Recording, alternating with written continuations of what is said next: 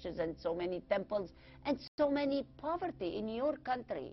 A country, a place like Canada, like America, like Australia, and homeless, 30 million homeless in America, and Mr. Bush killing the Iraqis to give them richness and democracy. What a big joke. What a big fake. It's a business. For whom? For the Americans, I wish. But poors are going to be very poor. Poverty is here, but then we can see the poverty inside. Just watch news and then do like Mullah Nasruddin, that crazy man who said, I have a newspaper 100 years old. Mullah, why? Because he said, nothing changes, only the numbers, the dates, and the names. Yes, the events are always the same. Killing. Who is killing who? Who is raping who? Who is fighting who? And now there is atomic bomb everywhere, so, okay, we are more stressed. Who's going to push the button first? Me, I am the American. Push button. No, the British, no, the king and the queen and the Arabs and the Israeli and this. Accusing the Arabs they have atomic bomb. Let's go to them. Accuse. This is only excuse me. I want to accuse you. That's what you are here for. So turn your back to all the news, to all the mafias, to all the liars, to all the politicians and all the PPP, everybody, even your wife and your husband and your children. Yes, love them, but love yourself. Know who you are. Then your love is for yourself, for every self, and for them too, because you are loving yourself.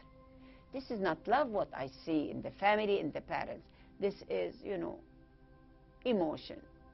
I love you so that you can bury me when I die. You are not going to be on the street. Somebody has to take you and dump you somewhere. It's only a body, dust to dust.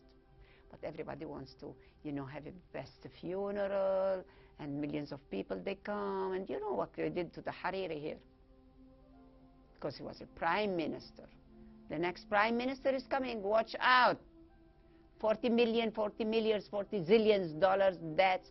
It's going to be hundreds of millions and zillions debts. Because the one who came is worst. Always the second is worse than the first. If you ask any woman who is the best husband in your life, she will always tell you, my ex-husband. And always the ex-husband is better. Because the new husband is worse than the other. The new president is worse than the others. And why this is the worst president? Because we haven't yet found worse than this worst. So this is what's going on. If you have a president, if you have a whatever, look in the States, we have the United Nations. Do you believe it that they want us to be united? When the priest was going to church and he saw a man, suffering or in pain, and he said, help me, help me. No, he said, I want to go to the church and preach about love. I know you are going to the church and preach about love. You know who I am?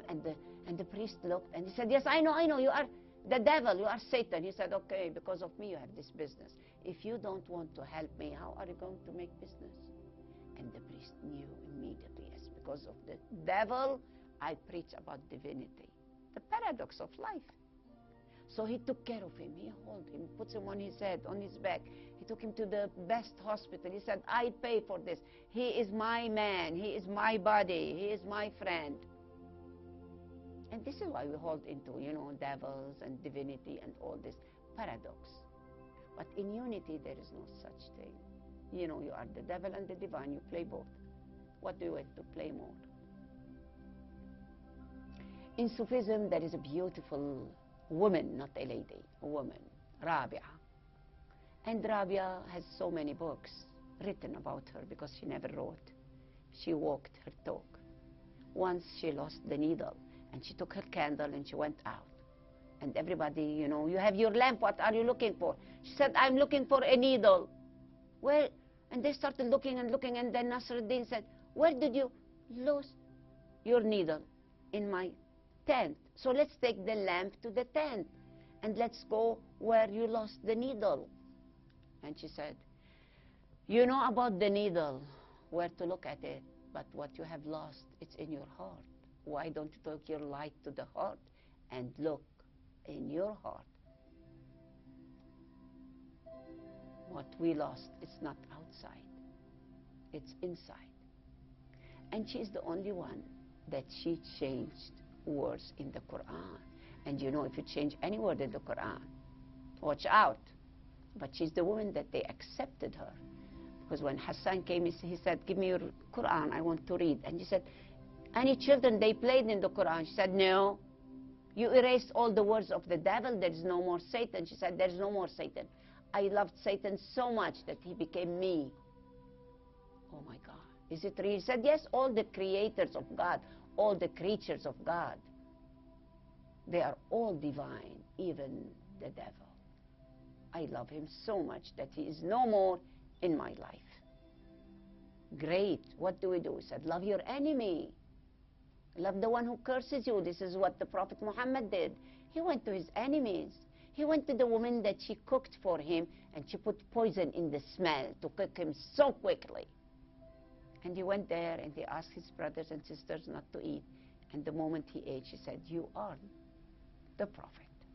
How do you know? She said, oh, I put poison. He said, no, you are my mother, whoever you are. She said, I want to be a Muslim. And he said, you are. Islam is the birthright. You have my brother Abraham, my brother Moses, my brother Jesus Christ, and you don't need me. How can we say there is a devil when there is a prophet like him? Love your enemy. If the devil is your enemy, love him. So I love the priest no matter what he tells about me. I love whatever. You know, there are many priests, they go on their, you know, screen, they have a special TV for Christians, for Muslims, and this, you know, and they put all the insult, and I change it into salt, and I cook with it. You know, they give me so much lemon, I do lemonade. Scrapes, you know, what do you do with the scrapes? So it's not a matter what they give you, it's a matter who are you. And sure enough, you reach to a point where you say, okay, I can't take it anymore. The whole universe is for you. Either start a commune in your place, or in your home alone, or Jesus went to Egypt. The Prophet also left his place, so you can leave. Go to the States, go to Canada, to Australia, to India, to Japan, anywhere. There is a commune.